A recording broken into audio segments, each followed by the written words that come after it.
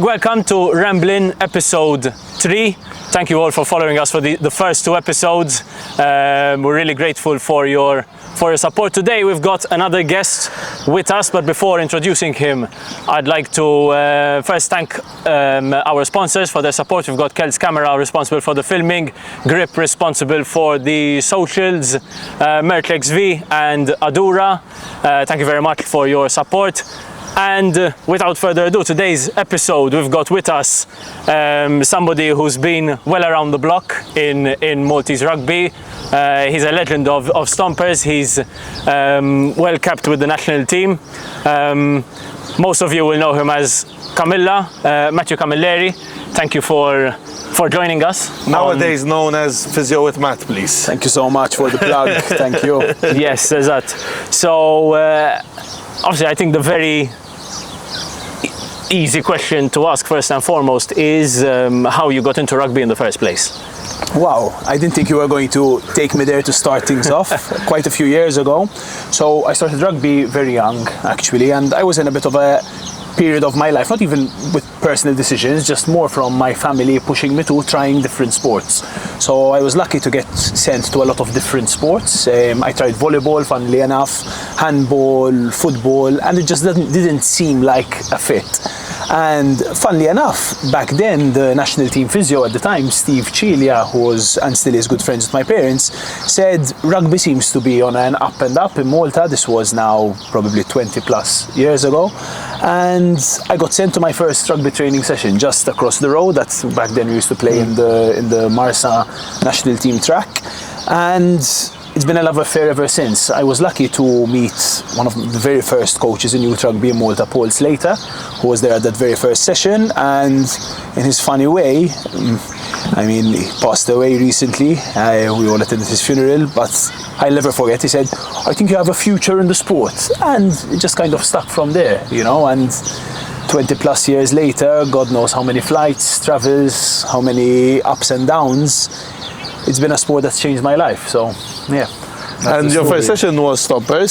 So you've been in Stompers all your life? So that wasn't actually Stompers. Back then it was like a mix of different youths. So they were trying to set up the first kind of youth academy in Malta. So it was a bit like a feeder to different teams, different opportunities. But more than anything else, it was just trying to get people into rugby from a very young age. So how old were you? I was 13, 14 years old, so quite young. Quite young. And back then it was just a once a week session. And it kind of kept going from there. So once a week with this Wednesday session, I remember. After a while, there was Simon Vincenti, who was a teacher at St. Edward's where I was at school, and they tried to put together a St. Edward's national team, not national team, but a St. Edward's team selection. Which ended up as Stompers. And kind of that was then, I remember, straight from the bus, we'd get the bus and come straight to school, to training. And it used to be 3-4 guys, back then there wasn't really much of a youth set up with rugby, unfortunately, but we kept coming. And from there, then it moved into Stompers, so that kind of merged into the Stompers team as well. Okay, and I'm gonna go a bit further down the line, but you debuted at you got into the national team at 18, no? Yeah. So you didn't have much senior rugby experience, or you played senior rugby when you were younger than 18? Back then there wasn't really a youth setup, so I kept missing opportunities to play higher level games. So I remember there was a national team set up for youth. I think it was against Monaco. I might be corrected here, but I was just not old enough to play. So you had to hit the 16 mark, and I was like 15 and a half because my birthday was in December. Okay. And it was the same thing with my first cap for national team. It was quite an experience. I was 17 and a half as well, so I think some strings were pulled. And I remember getting the call from Damien, a national team coach, like everyone knows, saying, "You've just about made it. We're not sure if you're going to be selected or not. So I just have to tell you, you'll probably have to pay for your own flights." At 17 and a half, you have no money in the bank account. I didn't really want to ask my parents for flight money, so I took the risk. Funnily enough, later on you find out it's something he was asking everyone at the time, just to check if you're committed enough to go up and have to pay for your own flights. I think that's something we really miss, in my opinion. I think that's something that Damien introduced, which was some really, really good to see that the players really want to play for the national team. Yeah. So you debuted at 17 and a half then? Yeah, correct. So it was over in Holland. I remember coming on like the last 10-15 minutes of the game, and you are playing against monsters. So I was playing on the wing back then. Caught the ball like the first 2 minutes I was on the pitch and just got destroyed. But one of those tackles where like you don't remember what's happened, you know, you're just like on the floor, like, oh. Anyway, you're in front of like the whole national team in front of you, don't want to look like a little 17-year-old baby. You get back up, keep running, but it was over in a heartbeat, and I think addicted from there on. How many senior games of rugby you played before that?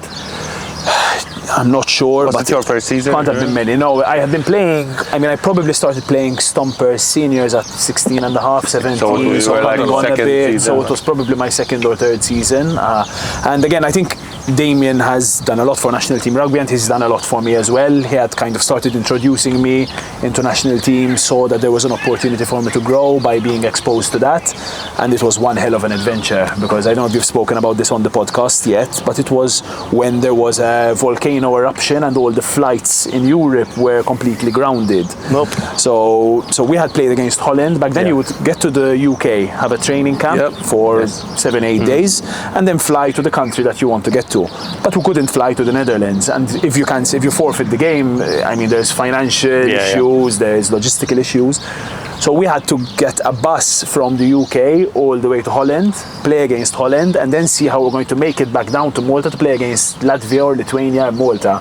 So just imagine like a squad of 20 rugby players, bloody across Europe, you know, on a bus. The stuff I've seen on that bus. I'm studying for my A-levels at the time, so I'm like on this bus trying to read chemistry notes. No wonder I didn't pass my chemistry first time around. I was studying on a bloody bus in the Rome airport. You know? I mean, so it was quite an experience. We've been involved in some questionable bus trips. Definitely. I think that's too PG for our podcast, though. I think it's a kind of a lot. Rated R. Yes, I have a couple of stories from that I think I probably shouldn't share here. Yeah, we'll turn off the camera and we can go all day. Male genitalia and things like that, so just keep it off the Nicky camera. Mailer, shout out.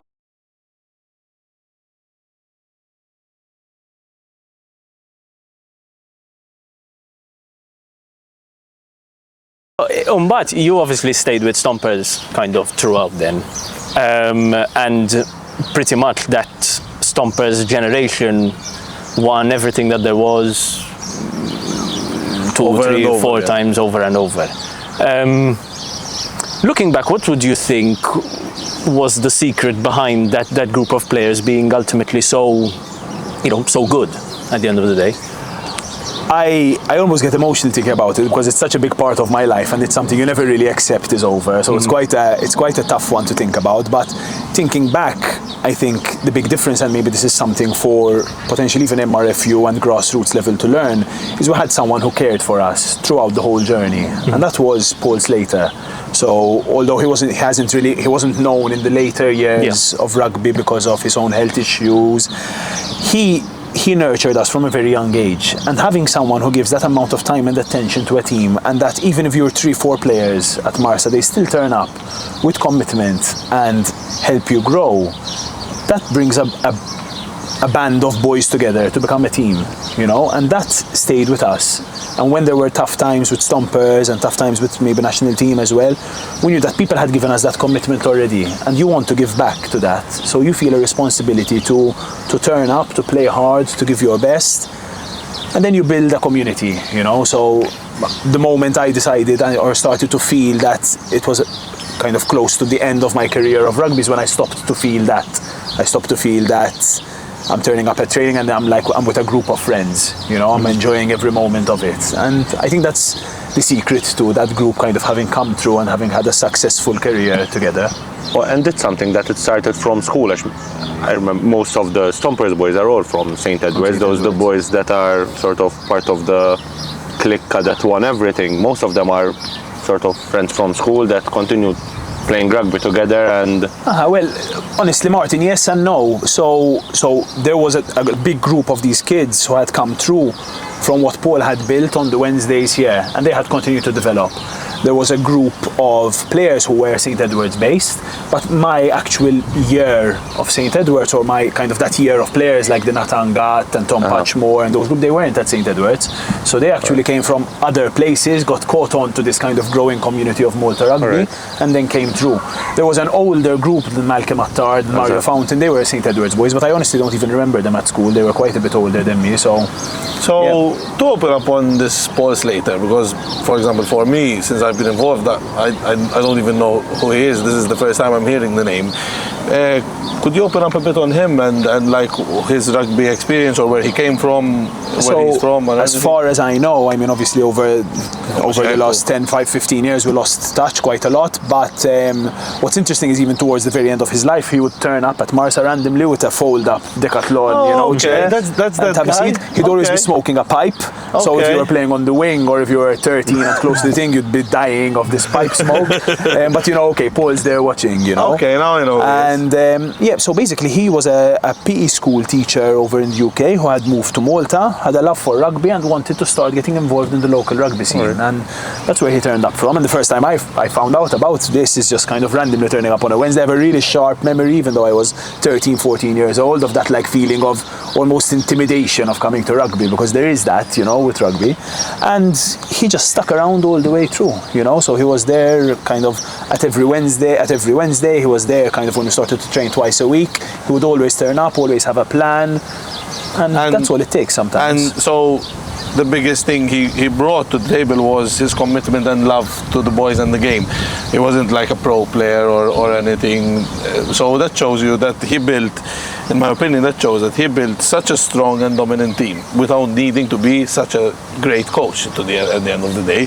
And from that time, obviously, you captained Stompers for how long? Quite a while. It must have been 8 seasons, 6 to 8 seasons. I think 8 seasons. And the one before you was? So before me there was Malcolm Attard. Malcolm was the captain. Yeah, so that was quite it was also quite, I have a photo on Facebook, it was my profile picture for quite a few years of Malcolm and me, 12-13, we played 12-13 for God knows how many years, and it was a real moment where I was told I was going to be captain of Stompers. So back then we had Matt Emerson as the Stompers coach, and Malcolm had asked to step down as captain after God knows how many years, 10, 15 years plus, having won everything. And I had no idea. I mean, I was by then I was a steady starter, I used to bring a little bit of kind of semi-coaching or a bit of experience-based coaching into the backs, but I was nowhere in my mind that I should be captain, there's Dragan and there's all this group of people with big characters. And Emerson had said, like, you're going to be captain of Stompers, so yeah, it was quite a big moment, kind of having played so many years with Malcolm, having learned so many things from Malcolm, and then being given the captaincy from that. So that was going to be my question, like taking over. So you were a player in the dominant years, and then you took over captaincy, and you dominated in your captaincy as well. But the pressure of taking over the team, which is so dominant, that you need obviously to perform and keep the boys there to keep on dominating. What was that like?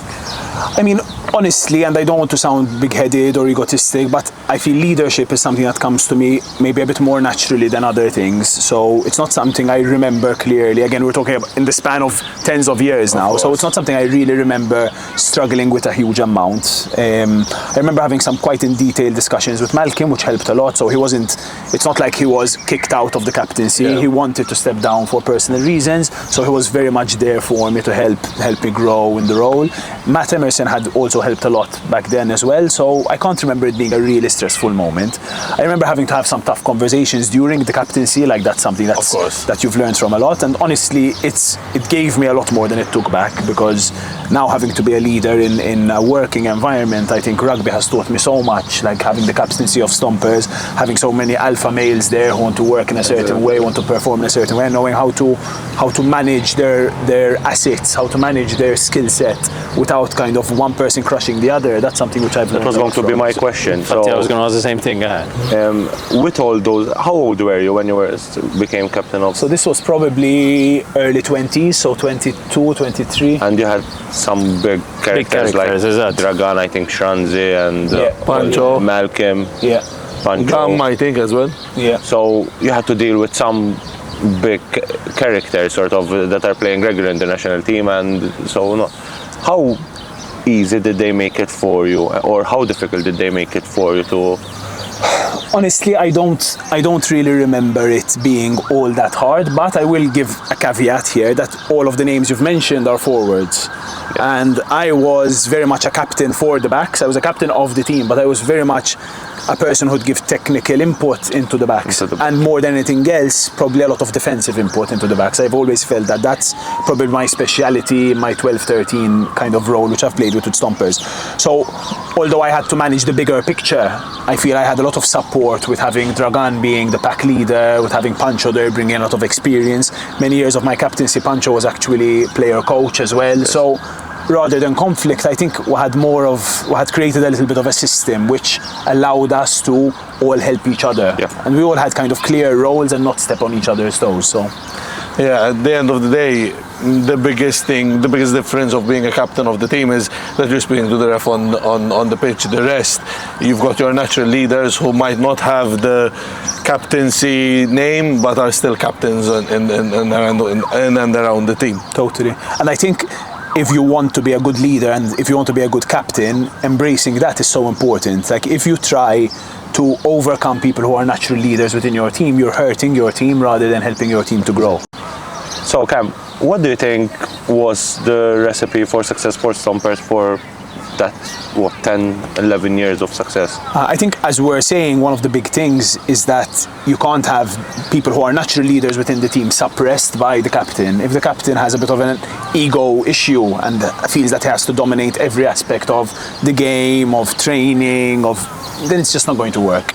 And if you can embrace that there are different people there who can help you in different ways, then it's something that's going to really, really help. I mean, I remember a very specific scenario with this where I had often felt a little bit of conflict inside me with Richard Gum. So Richard is probably one of the best rugby players we've had playing consistently in Maltese rugby, and he used to pre-game be really pumped up and want to speak in the last bit of the huddle, which is stereotypically the captain's role. And I remember feeling conflict inside me saying, as captain, should I be having the final word? But just embracing that, listen, this is a moment which is going to help him. He's not saying anything which is going to harm the team, and just letting people have that moment themselves, then that's a really something that can really help the team, and rather than creating moments of shut the fuck up, I want to speak now. Understanding the players around you. Exactly. And sort of the needs they have. Totally. Or their pre-match routines. So yeah, I think we went a bit of a long-winded route with that, but that is, I think, the secret, one of the big secret sources that Stompers had back then. Just a really gelled group of people who didn't even need to speak to know where the ball is going. I used to know that Malcolm's going to be there, the ball is going to be right there, and that's what we need to do, and we wouldn't even say what's going to happen. Yeah. Obviously, you were involved in rugby for many years.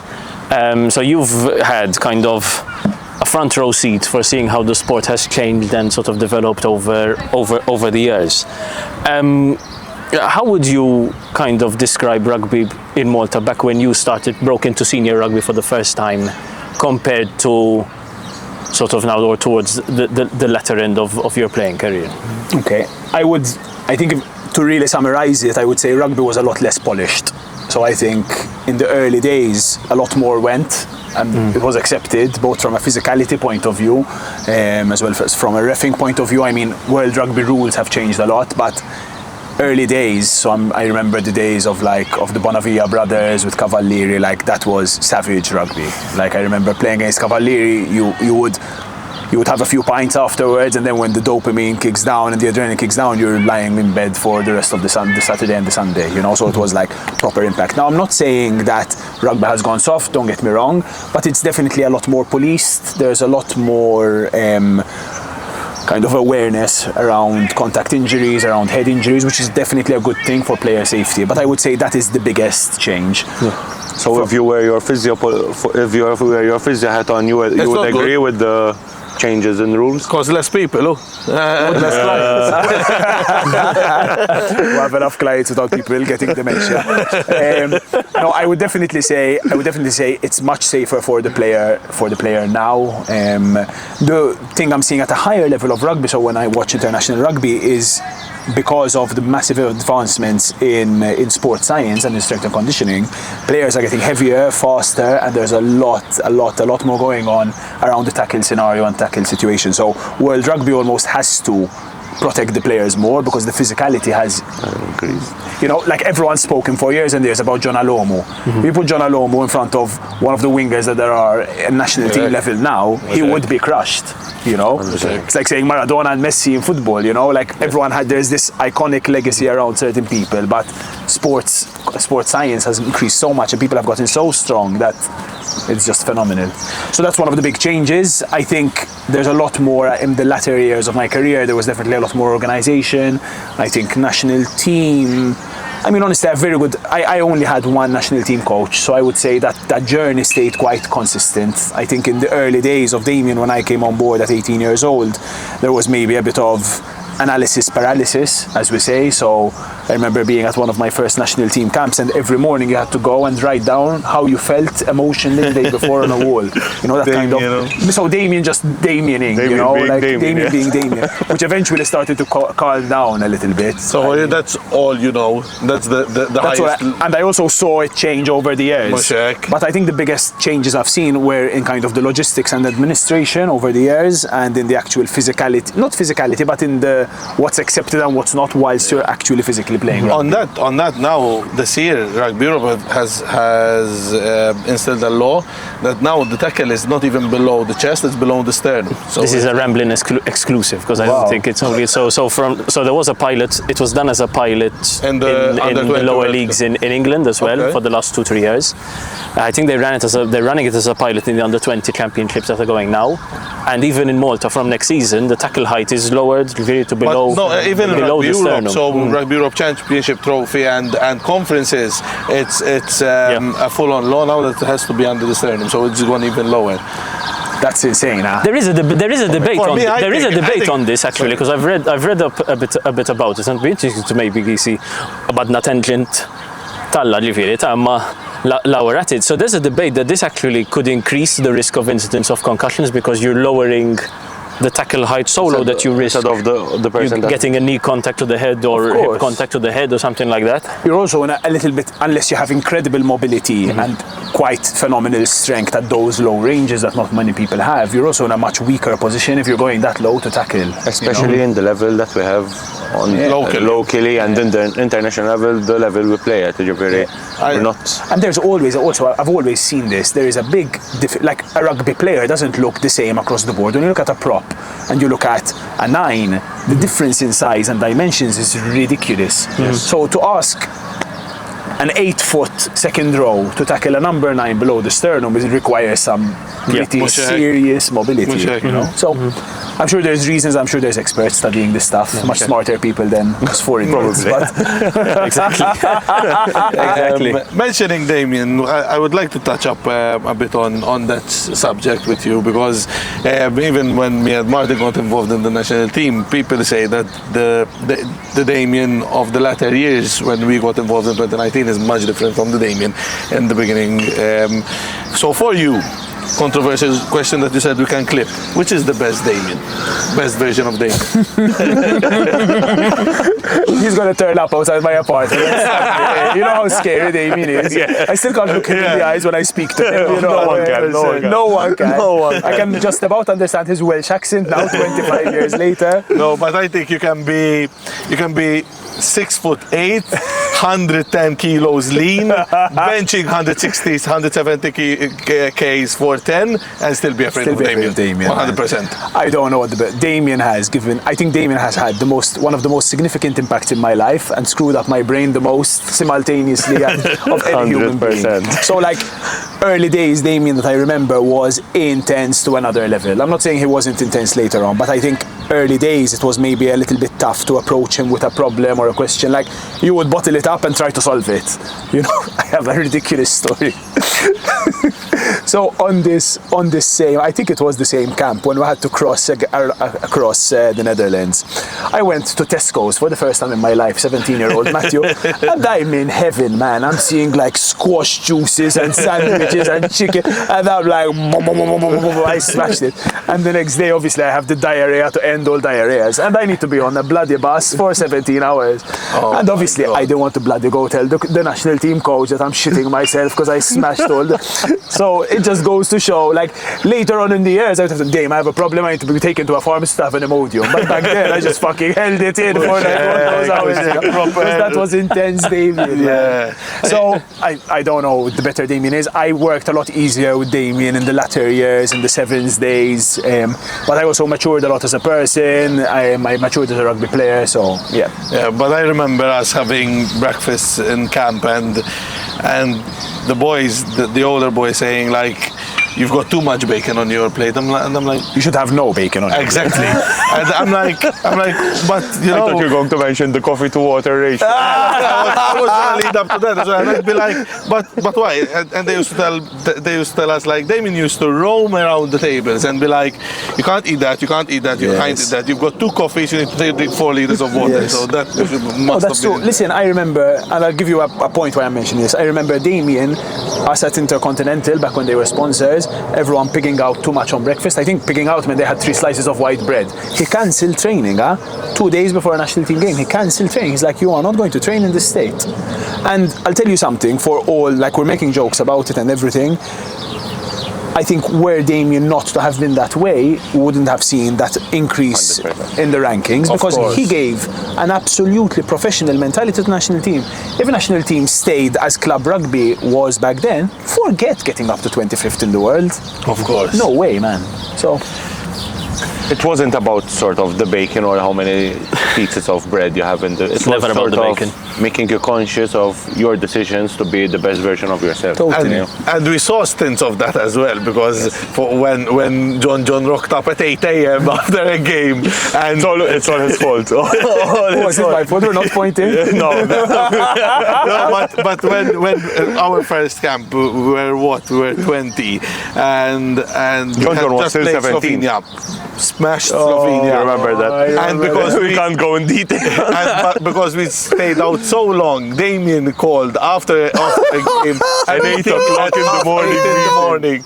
And John just rocked up at 8. So we've seen Steaming he was. I couldn't even walk straight into the room, man. So we saw stints of that intense Damien, but I think when you look back, it built us, you know. Built character. Of course, Built character. 100%. I remember him once trying to ban alcohol-related initiations. So after the game, obviously, like rugby initiations are very alcohol-based, and they had tried to ban it, and obviously, like that didn't work at all. And he was so angry, man.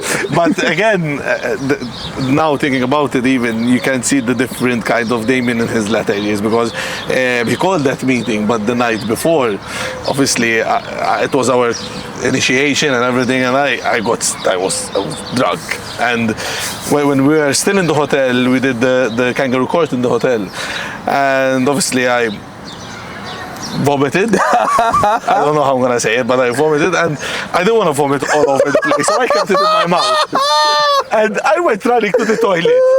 I opened the door, and who do I find in my face? Damien on my debut, and I'm like, vomit in your mouth. And Damien's like, all right, bud. So you can, and he was easy with that as well at the same time. So you can see the difference in the latter times. He knew how to obviously have fun as well. Yeah. But shout out obviously to David and the What a legend, man. experiences he gave But us. this stuff has stayed with me, man. The stuff of you that you're saying, like to be a better version of yourself, to be data driven, like these are the things which make me the person I am. So that's why I can't stop. Like as much as there are decisions I didn't agree with throughout my career with national team, he gave me a lot of opportunities, and he more importantly built a group of people that are different because of Damien. So, and now business leaders, people who are in like important situations in society, you know, so he's done I a lot. think being 17 into the national team, you learn a lot of leadership skills and how to deal with people from him as well, like from a leader's point of view, like when to call a meeting, when to call this if this is going wrong. I think all of us seen that and learned from that so much. Definitely. So, buddy, we've rambled a lot. We go into the quick fire questions. Yes, that's exactly what I was going to say. So we've got 6 quick fire questions, obviously quick fire, so first answer you think of, hit it for us. So first question is your favorite sport apart from rugby? Spearfishing isn't a sport, okay? Is sport fishing a sport? Listen. It's not a sport. It is a sport. Okay? Sport fishing, dogtooth tuna in the Seychelles. That is the sport of choice. Fair enough. I remember when last year we went for a Stompers boat day. And we were all there drinking beers, enjoying Would never ourselves. be me.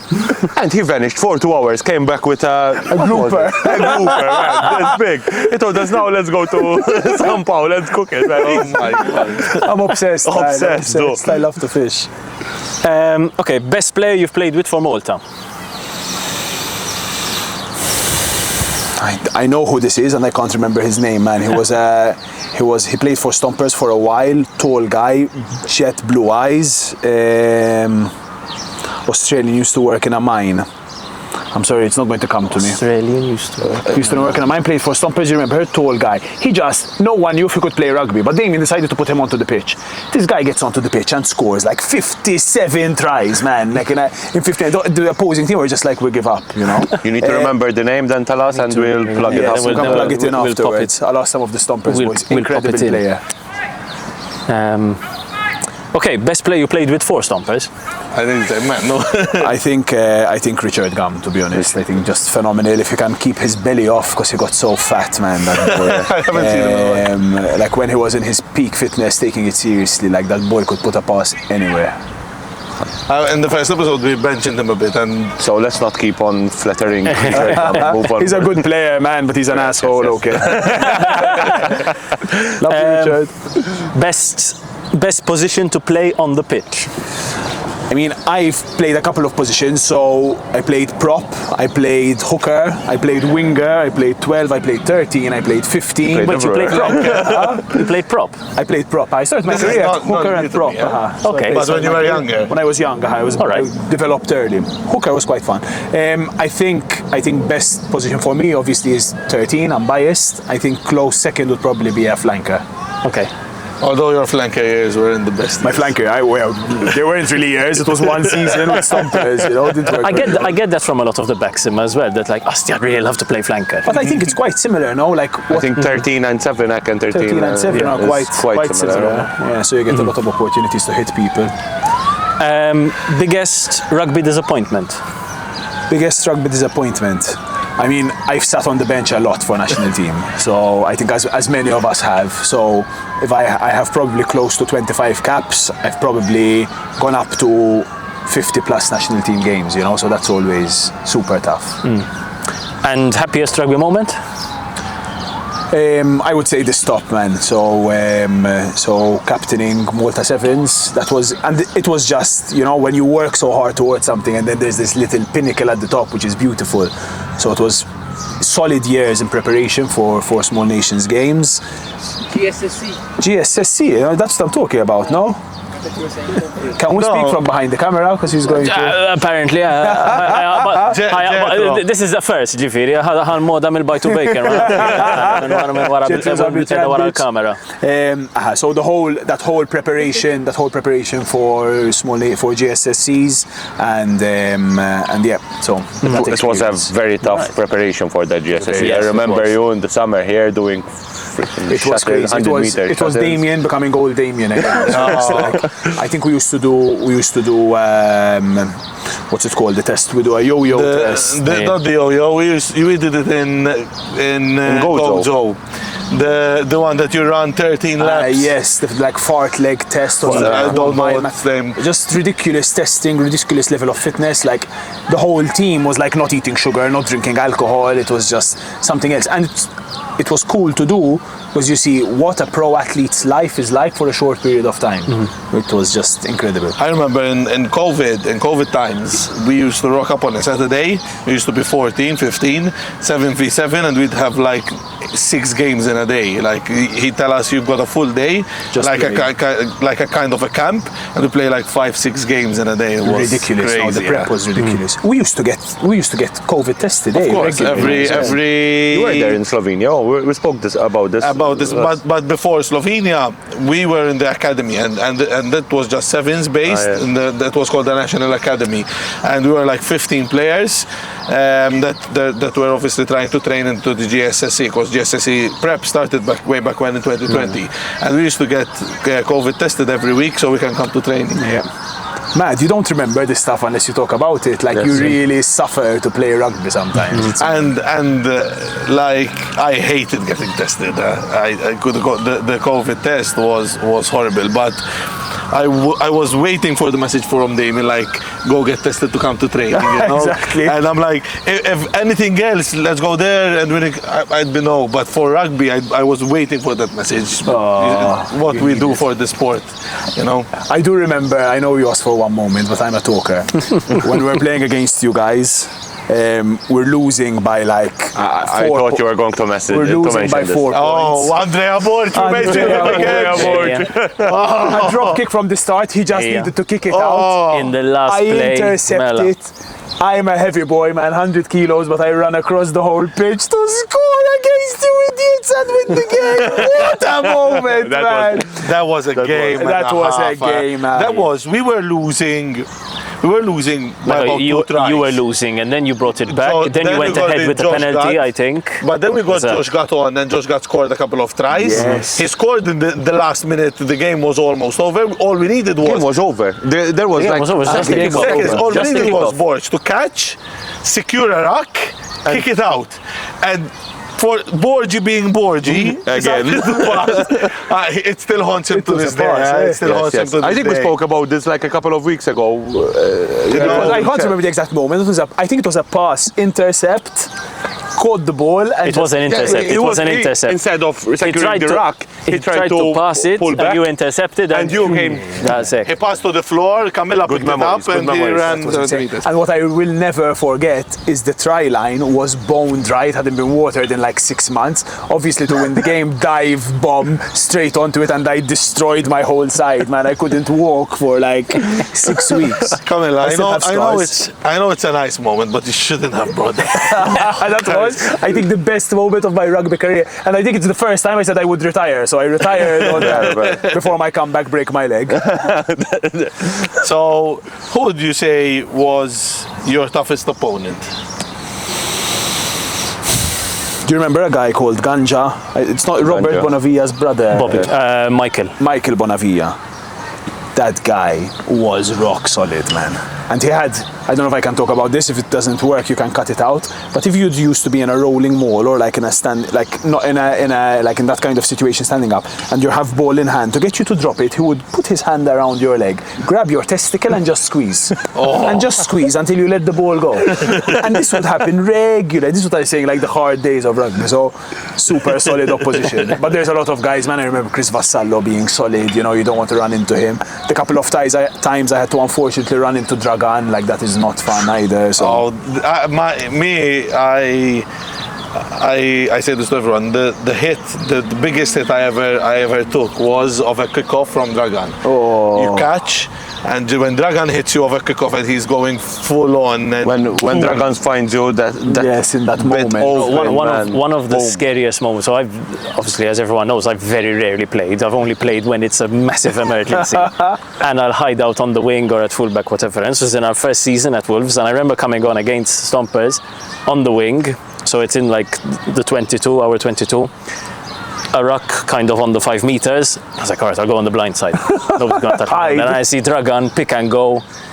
Just this man mountain running towards me. And I'm there and I'm like, no time. Listen, if you want to feel any better, he still has the record of the biggest baby ever to be born in Serbia. So like, that is not normal. What Yeah, you're fair doing, enough. you know? no, I think it was the biggest hit.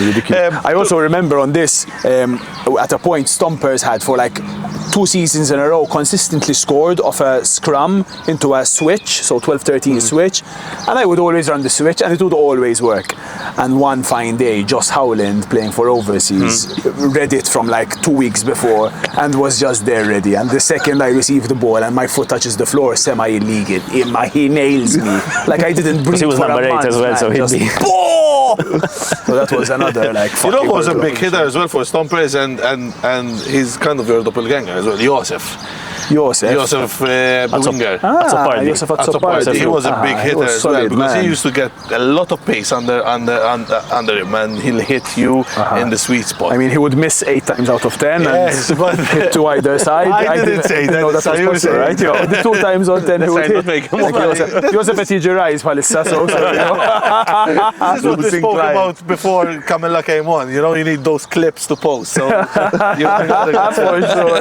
There's going to be some horrible ones. So speaking of big hits, obviously your day job is as a physio, and we hear a lot, even from trying to tempt new players into the game, that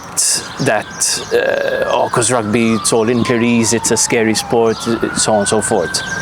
And I've always had this kind of theory, as someone coming from a football background, that the injury profile for a rugby player is very different to what you'd get in another sport, and in some ways kind of you tend to see worse injuries in different sports. I don't know if I'm going like completely what I would definitely kilter. say is different sports have different injuries. Yeah. 100% correct. So in football we'd see a lot more lower limb injuries, so it's a lot of ankle, foot, and joint injuries and that type of stuff. Rugby, obviously, you get a lot of that, but then you get a lot more upper body related stuff. Yeah. So we get a lot of what's called stinger injuries, which are nerve related, shoulder stuff, head injuries, unfortunately, which are what really scare me.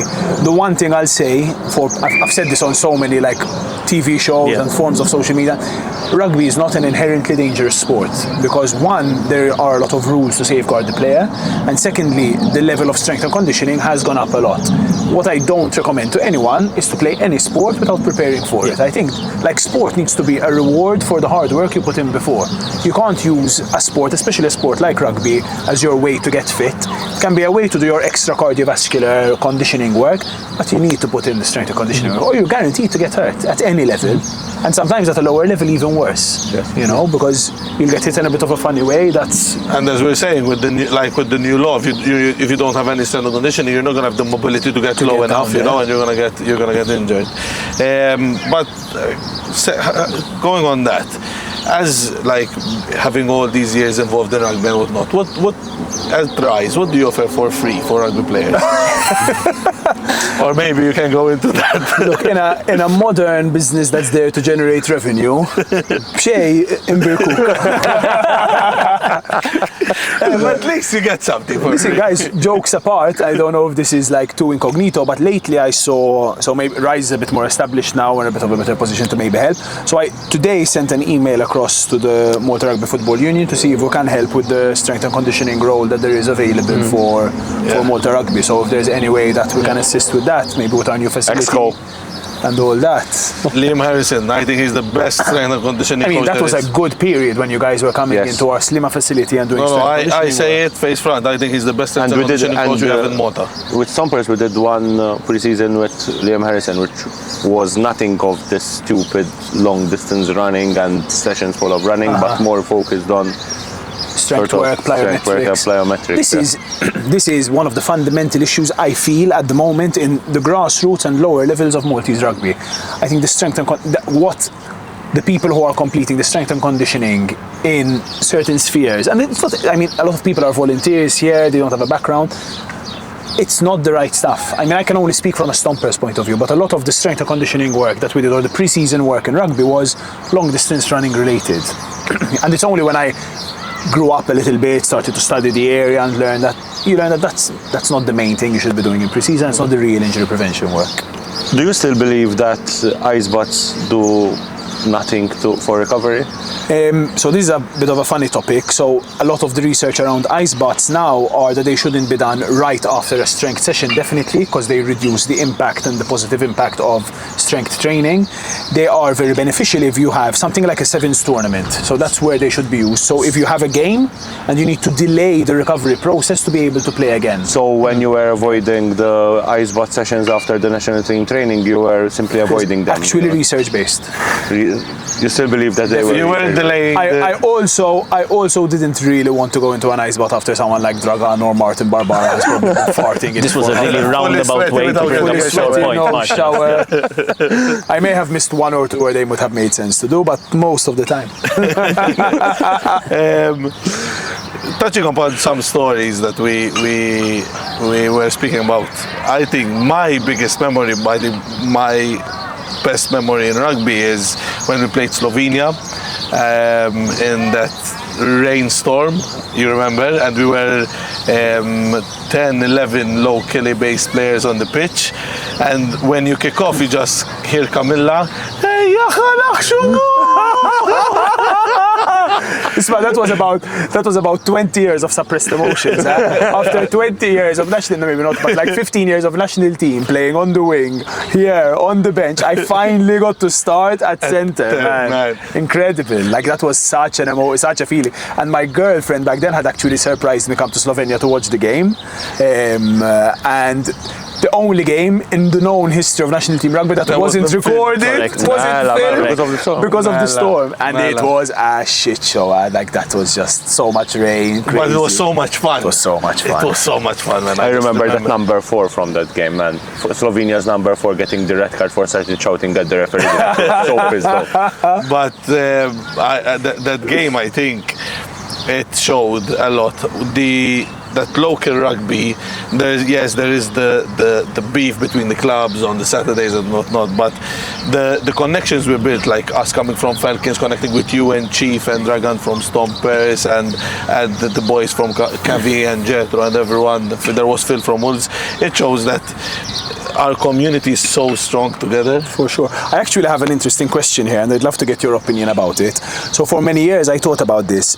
That is the example I'm referring to, that Slovenia game where it's 11, 12 local based players starting. Do you think it would have been better for local rugby and better for Maltese rugby in general to stick to that model, to focus more on local based players, play at potentially a lower level, but focus on continuing to develop local players? I don't know what your opinions are about that. I've always been a big advocate that we need to take a bottom-up approach when it comes to rugby in general, and that filters into the national team. So the stronger our clubs are, and that means not kind of the more experienced players, right, or the foreign players who happen to be here, but the stronger our clubs are in the sense that each club is attracting 10, 15 new players into the game every season, building them up. They're getting league game time, opportunity to play, then into a fully fledged multi setup with all the attention, all the strength and conditioning, and that then will then strengthen the national team to have a strong local base. I think now, I've been president of a club for 5 seasons now. I'm one of the longer serving ones, weirdly. That's something which I think the MRFU has not focused enough on, because when it comes to developing the game, I mean, we need the player pool first and foremost, and the player pool of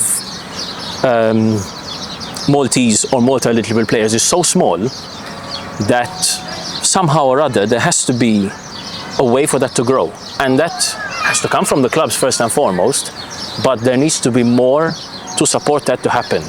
And then when you have a strong club environment, which is strong because your local players are strong, then that builds into the national team, and then that allows to play at because I think a lot of the Maltese locally based players here are fully capable of playing at conference level and being competitive.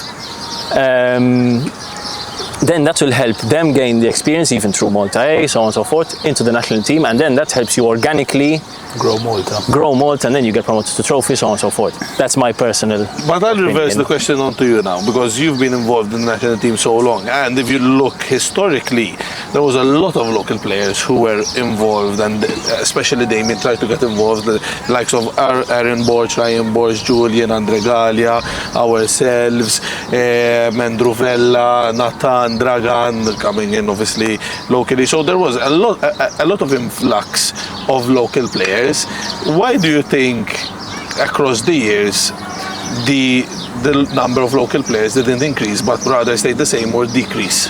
I mean, this is going to be a controversial point, and it's not 100%. aimed as a criticism to anyone. No, 100%. But I do feel for many of the years I was involved in local rugby, it's either because the level of the local player wasn't as good as the level of the international player coming in, but less game time and opportunity was given to the locals to develop, and I think that is disheartening, you know. So I do think that it takes a certain type of human being to consistently give so much time and effort to something, and then you don't get the cherry on the cake.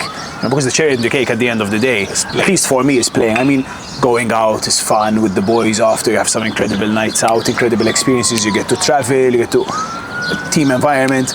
But if you're not putting the people on the pitch enough, then that is going to be an issue, you know. And I know a lot of people who have said no or started to lose, because you don't get called up for national team and say no, I'm not going to come. What actually happens is you come back to Malta and you go to your club training session once a week, and then Malta starts to feel extra, you know, having 4 training sessions a week. So I do honestly think that was one of the things. Again, a lot of people will disagree with what I'm saying, but that is my opinion and like what I've seen. And it's still relevant today. That still happens today. That some players are getting disheartened because they're not getting enough game time. Obviously, now going up to trophy is going to be even more difficult because the level is higher. Of course. So it's been the same across the board all these years. The truth is, at some point, if you decide to do this, and I know it's been said it's going to happen many times, at some point you have to bite the bullet and accept that you're going to lose. Mm-hmm. And you have to accept that for a period of time, the fans are going to be disappointed because a lot of people come to watch Malta to see wins. Sponsors want to see wins.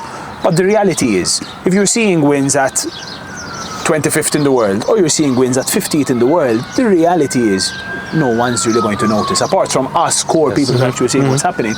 So you bite the bullet, it becomes a bit of an ego thing, you know? No, 100%. You need to set the priorities. And it's either you're going to grow the sport locally or you're going to chase the wins that...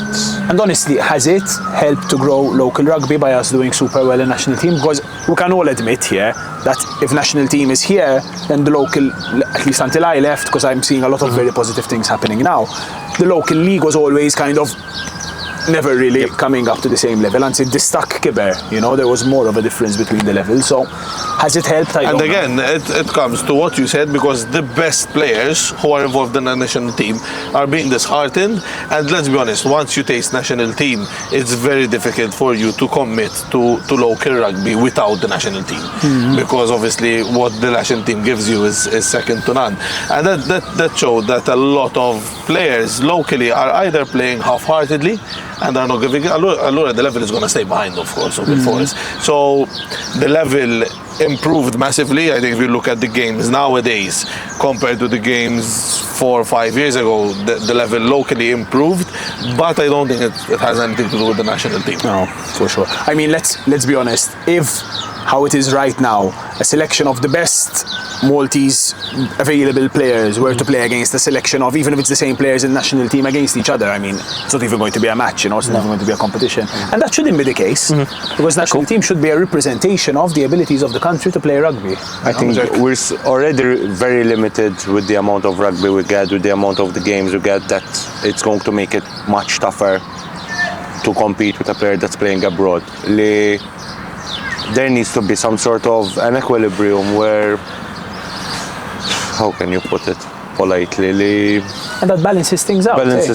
I mean, we see it, well, now it's apparently going to be changed, but we see it at Premier level and of different levels of football in Malta, that there's a cap on the amount of international players playing. I'm not saying the season will change. Which the season will change, yes, I heard that this is going to change. But you were involved in the time of Malta when you used to have games. And you've been involved in the time that Malta was literally just training sessions and you're there for nothing.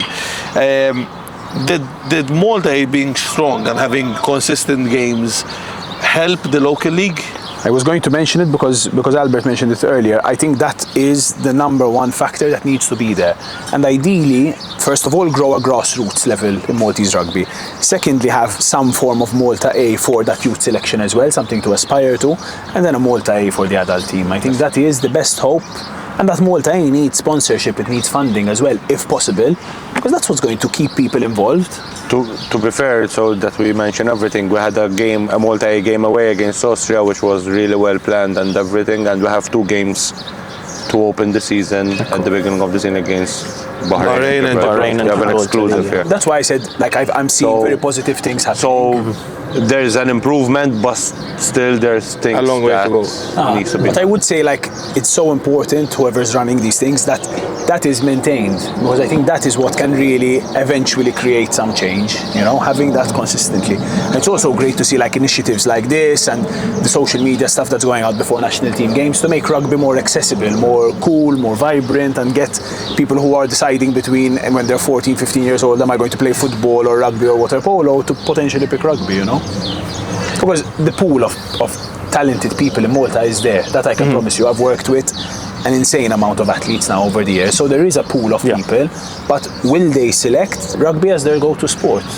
Is there enough of a future to select rugby? And listen, guys, we're competing against, like, water polo players who can make a full-time income from playing for their club. Exactly. That's the thing. At the moment, Basketball, the problem is, water polo, football, these sports are all developing. sports. and the problem is that rugby is right now is you're rejected from football, rejected from water polo, you're into rugby. It's your third choice, where we need to aspire to be first choice for certain boys. I wouldn't say in every case, but unfortunately it seems to be like it's a little bit of a stereotype of I'm big and strong, so I'm too slow to play football. I've never swum before, so I'm not going to play water polo. I'm short, so I'm not going to play. It shouldn't be like that. And I'm not saying that is always the case. But majority of the times it is. There are a lot of very talented people who do play rugby locally. There are expats who come in and have basically become Maltese and play rugby locally.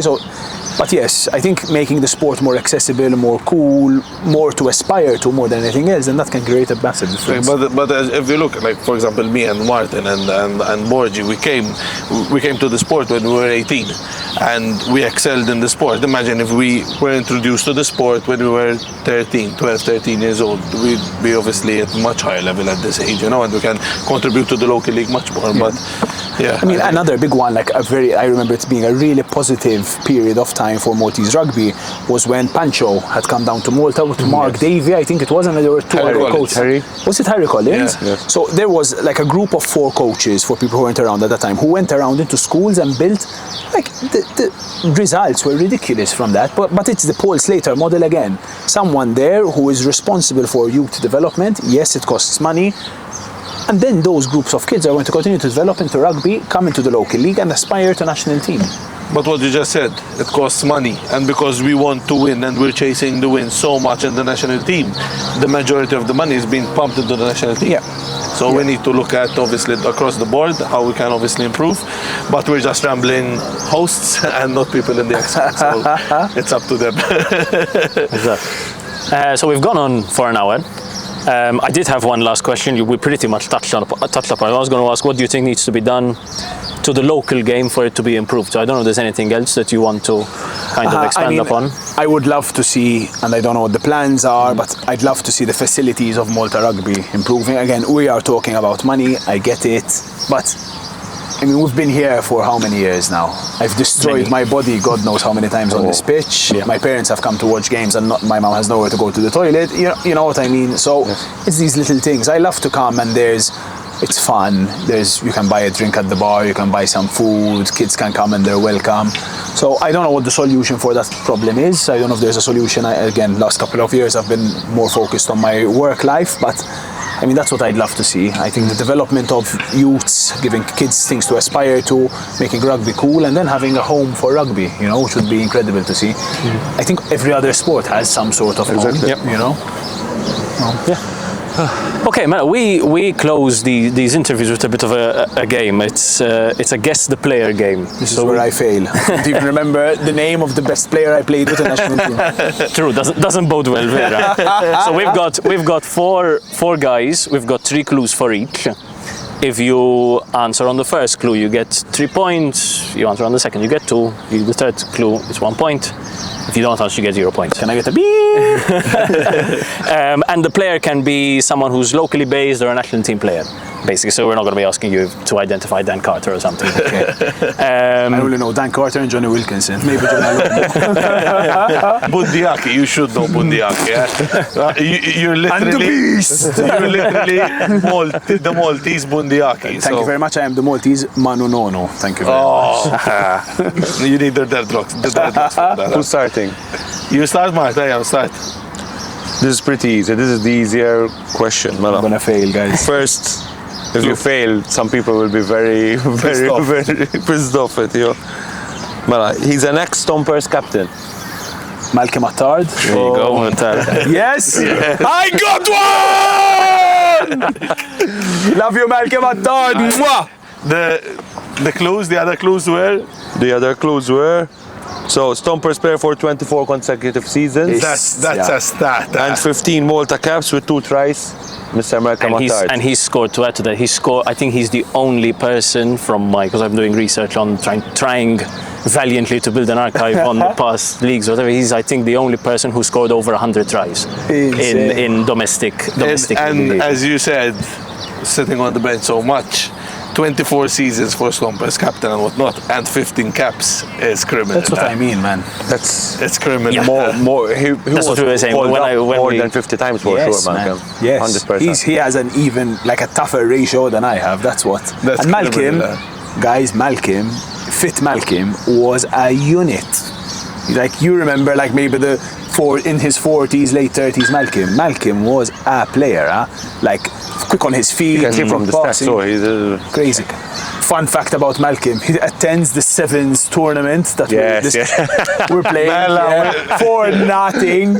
He jumps up to pick up a ball, lands on the floor, and his elbow explodes. I've never seen it. This elbow. was somewhere over there. It was like, man, his elbow just go, no more. And I swear 6 months later, he's playing rugby again. Like, Mad. that's like 43. That's mad. That was a mad stat. I had just gotten injured at the same time as him, and he came in before me. Poof. Mad. Albert? Me? Mela. So this is the medium difficulty. This is a Stompers player who was usually in front row for around 15 years with Stompers. Dragan. No. Okay, next.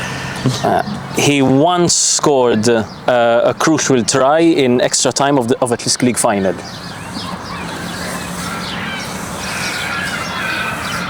So back when the Winning try. Now, this is back when the league would go down to the final at the very end. The league was the best 2 teams play a final. Exactly. And the prop or a hooker. Natangat. Yes. Right, there you go. What was the last clue? That you play together on the national team. I wouldn't have gotten it on that. We did play together, eh? I think another one that didn't play so much. Yes, Nathan had it tough as well. Since we're saying fun stories about people, I know this is going to go on forever. So Damien sends us an exercise, a rolling start, 50-meter sprint. And we're all sending in scores of like 10 seconds, 15 seconds, 8, like good scores. And Nathan Gatt and Tom Patchmore pose their time. It's like 3 minutes, 40 seconds, And Damien mentions this on the group. And he's like, guys, what the fuck is going on? Like, how did you pose this 3 minutes? So instead, a rolling start is basically a jog. As you hit the line, you sprint. These guys fucking did somersaults on the floor into a run, man. So they somersaulted like 20 meters on the rugby pitch, got up, and they're like, and their answer was we were a bit dizzy to do the run. No shit, man. Lala, how crazy. That's mad. Lala. So, the hard difficulty now. Okay. He played fly half with 2 clubs in Malta, one of them being Stompers. Fly half with 2 clubs in Malta. I mean, Richard Gum played fly half with 2. I mean, you're not going to count the 1 cap he has for Theoretically, yes. Theoretically, yes. But Yes, I played. Okay, so Richard Gum is your answer. That hurt my soul. That was mad. I remember everyone. I remember seeing the lineup. They're like, I remember seeing the lineup. I was like, wait. There's something growing. Like someone screwed something. Like even we said that. We said someone screwed something up here. and overseas. And overseas, man. That was mad. Oh. No, he's not the answer, no. Richard Gum. Okay. His second club was actually Valletta. Neville Hasso. Yes. Hasso. Neville Borch. I got it? Yes. Well, I beat Robert? Not yet, no. Okay. You're on 2, 4, 6. I think if you get No, this 3, 5, 7. you're on 7. And Robert, So you get the Robert last got one. 9, I think. So, Robert got 9. so if you get this correctly with the You're not the gonna first two, get you're this, winning. Camilla. This is difficult, to be fair. Any funny stories of Hasso, or we should? They're all. No, we shouldn't get into that topic. No. I have a small. I'll say a PG-13 one. So we're on rugby tour in. This was not Pamplona, Valencia. That jersey over there behind you. No, I think this is Poland. That's Poland. This is later. So anyway, we're there, and first we missed our flight. So we missed the flight and ended up going to maybe a bit of a naughty nightclub. And we managed to get ourselves to Valencia. And Mario Fountain says, the famous Mario Fountain says, let's play 100 minutes. So we found a little bar where you have sangria, and we had 100 minutes, so a shot a minute of sangrias.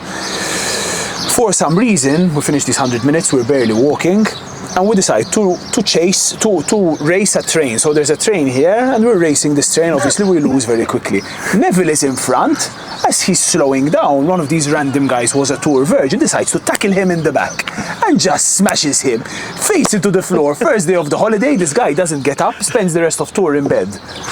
And that's why you need to get your kids into rugby. So we go for the impossible one? You or Fidek? He was a number 8 for Stompers for 2 seasons between 2012 and 2014. Your prime days, Camilla. Number 8. Sam Borch. No. I think he was, though. I think he played flanker generally. He's Spanish? Davide? Yep. I got it! Yes. And I think we should go for the full name. No. You know who I'm referring to. Davide, that guy played pro in Spain, something like that. Davide Morcon Alvarez. Alvarez. He did well. I think he beat Robert. Yes, I think he's topping the leaderboard now. What an incredible player, man. Well done. He was That's a deep fat, cut. but he would come with a heart rate monitor. I'm like, this guy's a pro for sure. Like a training topless pre-season heart rate monitor. Cool The guy. last clue was at least 2 tries for his name in that period. I think he scored Just more. Albert being Albert with the stats. How are you managing to get these stats together? With difficulty. There must be no record. newspaper reports, As if. newspaper archives. There are some seasons I've been down to the PBS archives to watch old footage. I'm waiting to see if I can find the old Malta Stars footage from Melita. That's incredible, huh? So if anyone from Melita so if you have old team sheets, whatever, please send them to me. Listen, I say this with the utmost respect. You also need a hobby, huh? At least like a Pornhub subscription or something. That's incredible. Mrs. Please don't watch this part. Don't worry. She'll Obviously, let's put the leaderboard up so we can have Matthew Camilleri as number 1 for hopefully a short period of time. You have to make the questions harder so no one gets it now. Yeah. I want to stay on top.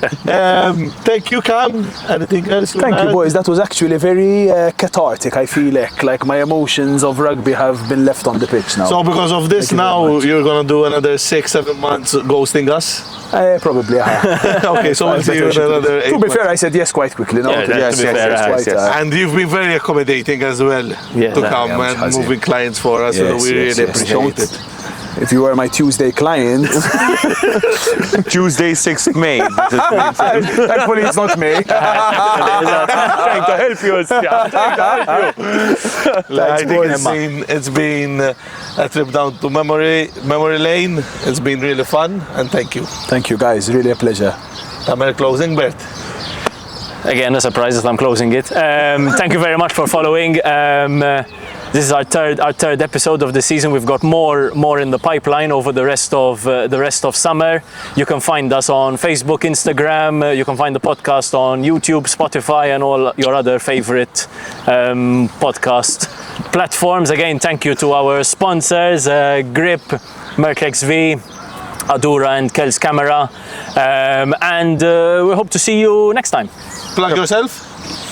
If you ever get injured, come to Rise. If you want to get better, come to Rise. Move better, feel better, live better. Goodbye, God bless. Go. Thank you very much. Tlana.